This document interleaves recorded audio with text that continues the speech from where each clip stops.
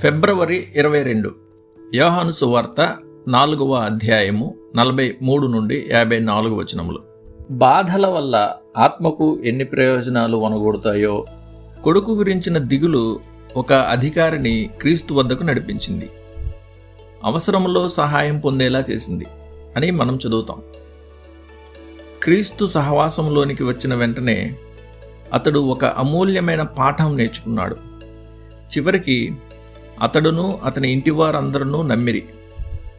ఇదంతా కుమారుని రోగం మూలంగానే జరిగిందని గుర్తుంచుకోవాలి. ఆ అధికారి కుమారుడు రోగి కాకపోయి ఉంటే అతని తండ్రి తన పాపాలలోనే జీవించి చనిపోయి ఉండేవాడు. బాధలు దేవుని ఔషధాలలో ఒకటి. మరో విధంగా నేర్చుకోలేని పాఠాలను దేవుడు తరచుగా దీని ద్వారానే నేర్పిస్తాడు. దీని ద్వారానే ఆయన తరచుగా ఆత్మలను పాపం నుంచి, లోకం నుంచి తన వైపుకు ఆకర్షిస్తాడు. లేకపోతే వారు నిత్యనాశనానికి గురయ్యేవాళ్ళు. కష్ట సమయంలో సణుగుకునే విషయమై జాగ్రత్త పడదాం. మన మీదికి వచ్చే ప్రతి దుఃఖంలోనూ ఒక అర్థం, ఒక అవసరం, దేవుని వద్ద నుంచి మనకు సందేశం ఉందని మన మనస్సులో దృఢంగా నాటుకుపోనివ్వాలి. బాధలు అనే పాఠశాలలో నేర్చుకునే పాఠాల కంటే ఉపయోగకరమైనవి మరేవీ లేవు.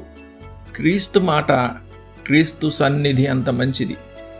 రోగి అయ్యున్న యువకుడిని చూడడానికి యేసు కపెర్నహూముకు వెళ్ళలేదని, కేవలం నీ కుమారుడు బ్రతికియున్నాడు అని ఒక మాట మాత్రం చెప్పాడని మనం చదువుతాం. ఆ చిన్న వాక్యం వెంట మహాశక్తి వెళ్ళింది. ఆ గడియలోనే రోగికి ఆరోగ్యం కుదుటపడింది. క్రీస్తు కేవలం మాట చెప్పాడు, స్వస్థత జరిగింది. క్రీస్తు కేవలం ఆజ్ఞాపించగా ఆ మరణకరమైన రోగం నిలిచిపోయింది.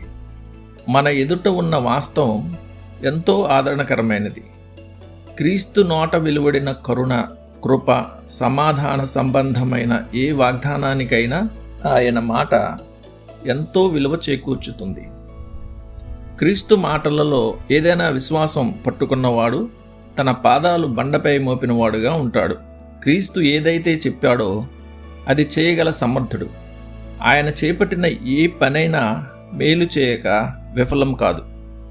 యేసు ప్రభువు మాటలపై తన ఆత్మను నిజంగా విశ్రమింపచేసిన పాపి నిత్యత్వం వరకు సురక్షితంగా ఉండగలడు. అతడు జీవగ్రంథంలో తన పేరు వ్రాయబడి ఉండడం చూసినా కూడా ఇంతకంటే ఎక్కువ సురక్షితంగా ఉండలేడు. ధ్యానం కోసం. ఆరోగ్యంగా ఉండి నరకపు దారిన పోయే కంటే రోగిగా ఉండి క్రీస్తుని కలిగి ఉండుట మేలు.